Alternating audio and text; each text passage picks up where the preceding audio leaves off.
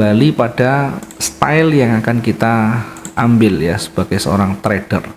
Jadi ada beberapa pilihan. Ada beberapa pilihan kalau kita menggunakan atau memilih time frame ya. Time frame tidak bisa serta-merta kita ambil secara acak ya, tetapi menyesuaikan dengan style kita, menyesuaikan dengan tipe trading kita.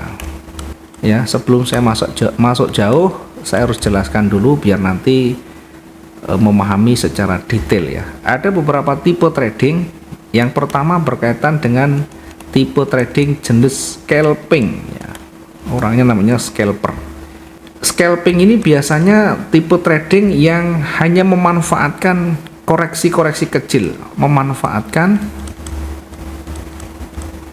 koreksi kecil ya, koreksinya, memanfaatkan koreksi-koreksi kecilnya. Nah, scalping ini juga dia membutuhkan waktu yang cepat ya, karena yang dilakukan adalah memanfaatkan koreksi bukan koreksi yang tren, tapi koreksi saat running ya, saat market itu bergerak naik turun. Ketika tren naik, maka dia menunggu koreksi turun baru masuk posisi buy.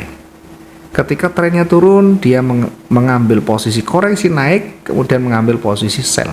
Itu yang dilakukan oleh seorang scalper. Sehingga seorang scalper ini nanti harus betul-betul banyak fokus, banyak lama di depan layar, karena mengamati pergerakan demi pergerakan yang betul-betul harus detail di sana. Karena kalau marketnya sepi, marketnya pelan, scalping tidak bisa dilakukan. Ketika marketnya lagi datar, ketika marketnya lagi pendek-pendek dan pergerakannya lambat sekali, kalau kita memaksa masuk, maka nanti floatingnya lama gitu ya. Nah, biasanya seorang scalper ini menunggu peluang-peluang ketika marketnya mulai agresif di sana. Kemudian targetnya juga kecil. Ini target kecil. Biasanya antara 30 sampai dengan 80 pips. Oke. Ini yang saya maksud dengan pips di sini, bukan mungkin yang biasa orang sampaikan ya. Saya coba harus sampaikan dulu biar memahami yang saya sampaikan ini ya. Saya contohkan begini ya. Pips itu sebenarnya adalah satuan terkecil dalam pergerakan trading, dalam pergerakan harga ini. Kalau kita lihat di sebelah kiri ada lap nyala ini, ada pergerakan 30, 35, kemudian dan sekian-sekian. Maka yang angka terakhir adalah detiknya.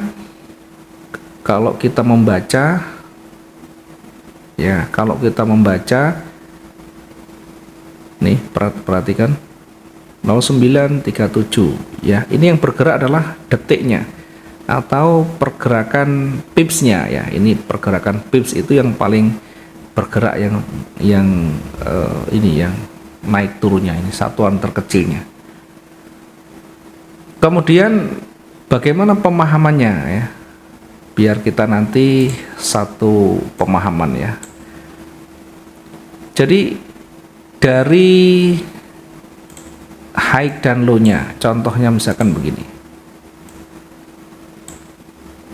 ya. Kalau kita jelaskan secara detail terlalu panjang ya, saya coba yang menyampaikan yang mudah dan gampang saja, yang penting bisa memahami. Contoh misalkan di atas, di sisi atas harganya saya taruh di situ 1765 ya.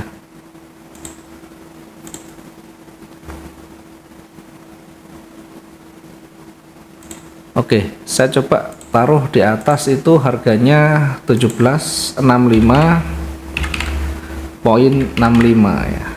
1765.65, kemudian saya kasih harga yang di bawah ini, saya sorot, saya klik biar gampang ya. Ini 1759.99 ya.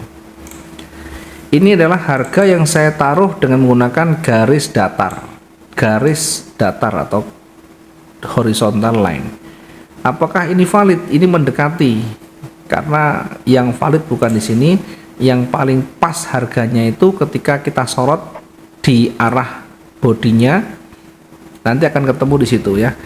Ketika kita sorot akan ada time, open, high, low, close dan sebagainya.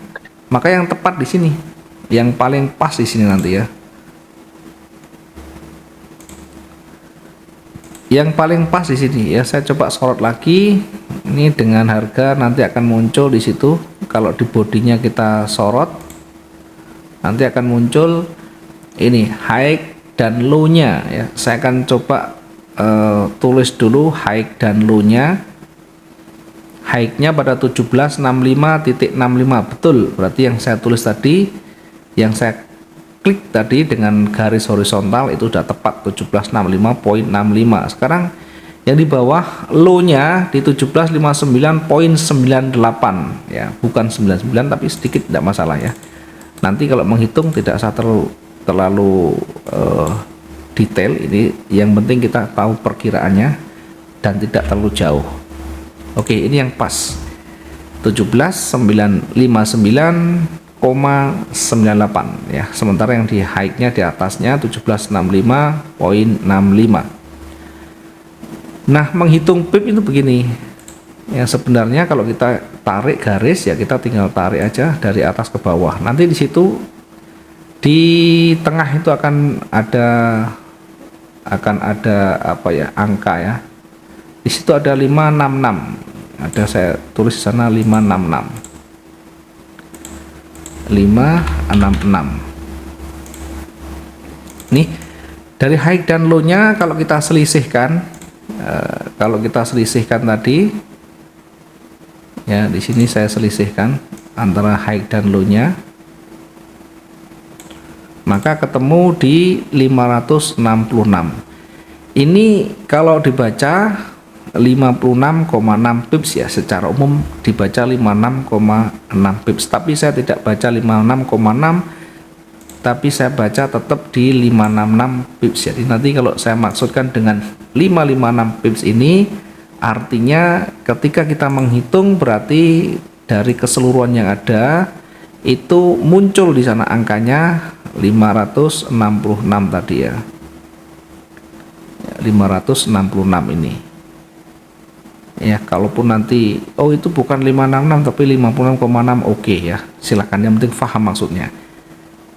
Karena kalau kita misalnya kita entry sell di ujung di sini, sell misalkan selnya 0,1 di ujung atas, kemudian ternyata marketnya turun sampai di ujung bawah ya, ini sekitar itu 0,1 dikali 566, maka profit kita plus profit kita adalah 56,6 dolar ya. Jadi bukan 5,6 tapi 56,6. Dari mana?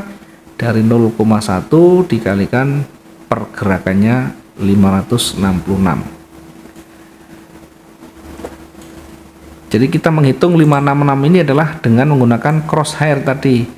Nah, perhitungan yang paling valid, paling tepat tentu menghitung dengan selisihnya. Di sana kita selisihkan selisihnya berapa, kemudian dikalikan 100. Kalau di emas itu selisihnya dikalikan 100 karena kontrak size-nya adalah 100. Jadi misalkan dari 1765 poin sekian ini ya, kita hitung dengan kalkulator misalkan begini ya, 1765.65 kita kurangi dengan 1759.98. Nah, yang ketemu adalah 5,67 selisihnya. Sekali lagi, kalau kita menghitung manual di emas itu pip itu selisihnya kemudian dikalikan 100, maka adalah 567. Tadi saya hitung 566 ini kalau menggunakan crosshair. Jadi crosshair ini tidak betul-betul pas tetapi memudahkan kita. Toh selisihnya juga tidak terlalu banyak ya. Kalau kita selisihkan baru ketemu tadi 567, ini yang pas. Yang mana yang kita gunakan tidak masalah, kita gunakan garis tadi tidak masalah, 567. Sehingga kalau profit ini adalah 56,7 dolar. Ya, kira-kira seperti ini pemahamannya dulu. Yang penting tahu. Sehingga nanti kalau saya hitung pergerakan yang sekarang running berapa misalkan di sini. Jadi tinggal ngukur dari bawah ke atas atau bawah atas ke bawah boleh. Klik ditahan, tarik sampai ujungnya. Ada 355. Kalau saya menyebut 355 pips berarti seperti ini cara menghitungnya. Jadi pastikan cara membaca kita sudah paham atau sesuai dengan yang kita sampaikan. Kita bukan baca 355 atau 35. Ini 355 bukan 35,5 tapi 355 itu ya. Jadi biar nanti memahami yang kita sampaikan berikutnya.